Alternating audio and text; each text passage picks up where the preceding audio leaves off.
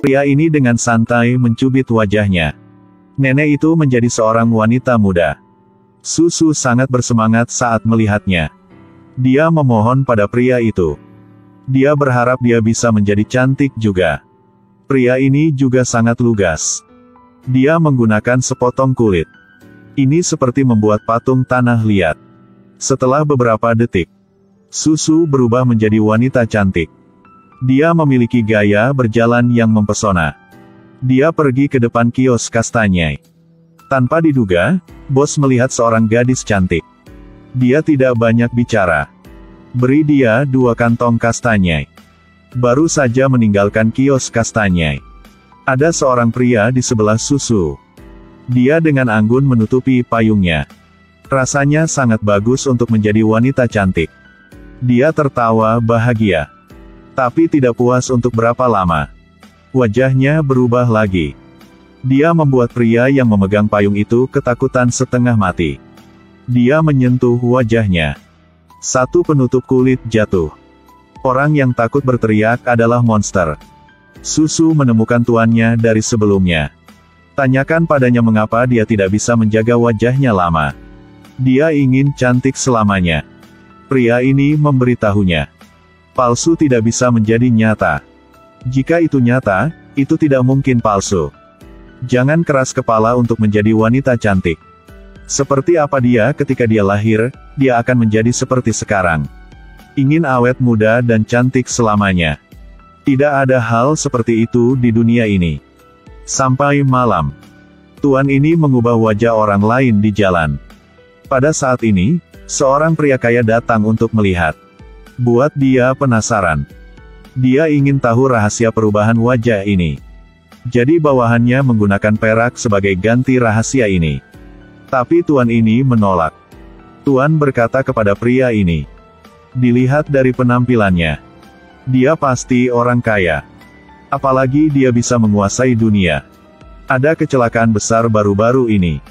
Tapi pada akhirnya akan diselamatkan oleh gadis jelek. Ternyata pria ini adalah kaisar saat ini. Kali ini dia datang ke sebuah desa dengan wanita cantik. Dia datang untuk menikmati kecantikan wanita cantik. Tapi ketika dia baru mulai menikmati, kemudian dia diserang oleh seorang wanita cantik. Kaisar dipisahkan oleh banyak orang. Di telinga kaisar, kata-kata tuan itu bergema. Seorang gadis yang sangat jelek. Dia akhirnya melihat seorang gadis jelek. Dia segera pergi kepadanya dan menyuruhnya untuk menyelamatkannya. Untungnya, gadis ini tahu seni bela diri. Dia menggunakan 2-3 tendangan untuk menendang orang yang ingin membunuh kaisar. Lalu dia membawanya ke dalam rumah. Dia menyembunyikannya di lantai atas dan membawakannya nasi lezat setiap hari. Bahkan ayah gadis itu tidak tahu bahwa ada seorang pria yang bersembunyi di loteng. Ternyata putrinya adalah gadis yang jelek. Tapi dia meminta artis untuk menggambar putrinya menjadi wanita cantik. Kemudian dia mengambil gambar dan menempelkannya di mana-mana. Ini menarik orang untuk datang menonton dan tertawa.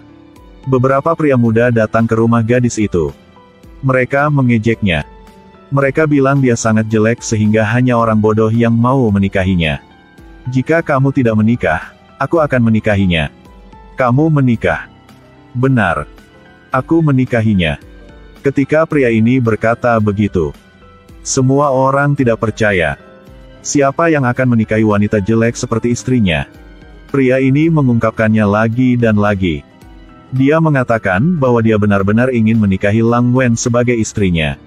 Dia mengatakan nama belakangnya adalah Zhao. Dia dari ibu kota. Besok adalah hari yang baik. Sampai saat itu dia akan menikahi Lang Wen. Ketika Lang Wen muncul sekali, setiap orang memiliki mata dengan huruf A dan mulut dengan huruf O. Ternyata Lang Wen sangat cantik. Sebelumnya, itu semua karena riasannya. Dia sengaja berdandan begitu jelek. Kemudian mereka menikah. Kaisar tiba-tiba merasakan sakit perut. Dia segera pergi ke toilet. Tapi tak disangka, 2 pria berbaju hitam menangkapnya. Pemimpin adalah bawahan kaisar. Gadis ini ditahbiskan sebagai bangsawan oleh kaisar. Ini adalah kegembiraan yang luar biasa. Ayahnya mengundang semua orang di desa untuk makan malam. Dan dia menggunakan alasan untuk pergi ke kamar mandi. Untuk melarikan diri dari pintu belakang. Dia ingin berbagi kebahagiaan dengan sahabatnya, Susu. Dia memberi Susu koin perak dan pakaian. Susu mengaguminya karena dia cantik. Dia bahkan menikah dengan kaisar sebagai selir. Dan Susu hanyalah seorang gadis jelek. Hanya bisa bersembunyi di ruangan yang robek ini. Hiduplah seperti tikus. Dia ingin minum dengan sahabatnya. Sampai sahabatnya pingsan karena mabuk. Susu memutuskan untuk pergi tanpa mengucapkan sepatah kata pun. Dia meninggalkan tempat yang menyakitkan ini. Tapi lihatlah wajah cantik sahabatnya. Jauh di lubuk hatinya dia membangkitkan keinginan yang kuat. Dia membuat keputusan secara diam-diam. Dia memutuskan untuk sepenuhnya mengubah nasib mereka berdua. Susu membawa sahabatnya ke suatu tempat. Dia memohon pada tuannya untuk mengubah wajahnya untuk sahabatnya. Dengan begitu dia bisa menjadi bangsawan dan menikmati kekayaan dan kemuliaan. Dan selama dia bisa dijadikan selir, tentunya Master tidak akan menderita kerugian apapun. Nanti, dia akan menjadi kaya dan menikmati kekayaan. Bukankah itu terlalu mudah? Lebih baik tinggal di sini selamanya. Tuan tergerak oleh kata-kata Susu. Dia memutuskan untuk melakukan teknik perubahan wajah yang paling sulit dalam sejarah perubahan wajah.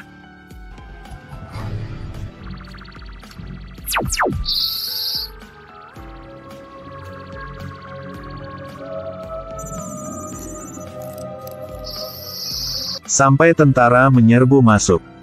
Susu berubah menjadi wajah sahabatnya. Dia duduk di tandu bunga.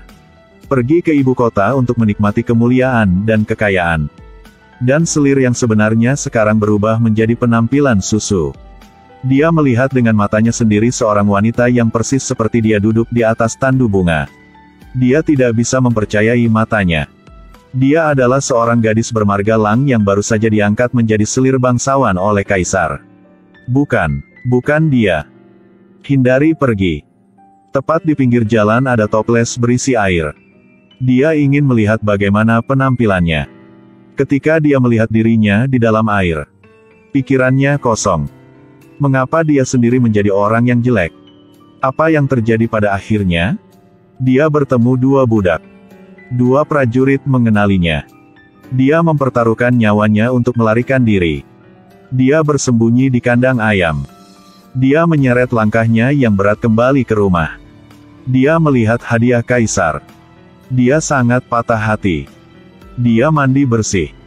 Dia ingin tidur yang nyenyak.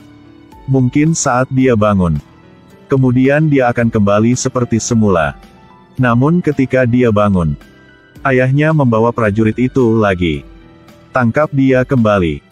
Ternyata wajah ini tidak hanya tidak sedap dipandang, tetapi juga membawa pembunuhan. Ketika dia berlutut di jalan mengatakan dia bukan Susu, tapi adalah selir yang mulia. Tidak ada yang percaya apa yang dia katakan. Mereka hanya melihatnya sebagai gadis jelek dengan banyak kebohongan. Dia dikurung di penjara. Pada saat ini, Susu yang asli pergi ke penjara untuk mengunjunginya lagi. Dia memberitahunya. Dalam hidup ini, orang yang paling dia benci adalah dia. Karena dia tidak hanya cantik, tapi dia lebih baik dalam segala hal.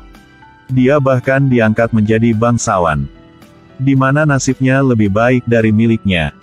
Sekarang sudah berubah. Dia harus secara brutal mempermalukannya. Kami adalah saudara yang baik. Minum segelas ucapan selamat karena aku menjadi selir yang mulia. Aku ingin kamu minum. Setelah Susu pergi, Lang Wen dibawa ke pengadilan lagi. Hari ini seorang saksi datang untuk bersaksi bahwa Susu adalah pembunuh yang membunuh Niuni. Tapi dia menolak untuk mengakui kesalahannya. Dia bilang dia bukan Susu. Setelah diinterogasi, pria ini datang dengan sebuah ide. Kamu yang selalu mengatakan kamu bukan Susu. Ini adalah selir saat ini. Baiklah. Aku akan memaksamu untuk patuh. Kemudian ayah Lang Wen dibawa ke pengadilan. Ayahnya menanyakan rahasia masa kecilnya. Lang Wen menjawab semuanya dengan lancar. Lihat ekspresi ayah. Dia melihat harapan. Tapi ayahnya mendorongnya menjauh. Dan katakan padanya, "Buang-buang waktu keluargaku. Lang Wen memperlakukanmu dengan sangat baik. Apapun yang dia katakan padamu. Tapi kamu memperlakukan anakku seperti itu.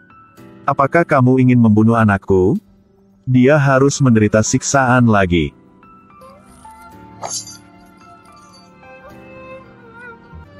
Di mana tentara menangkap tahanan dengan sidik jari. Di penjara, Lang Wen putus asa.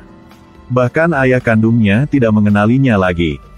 Tidak ada yang tersisa di dunia ini untuk dia pegang.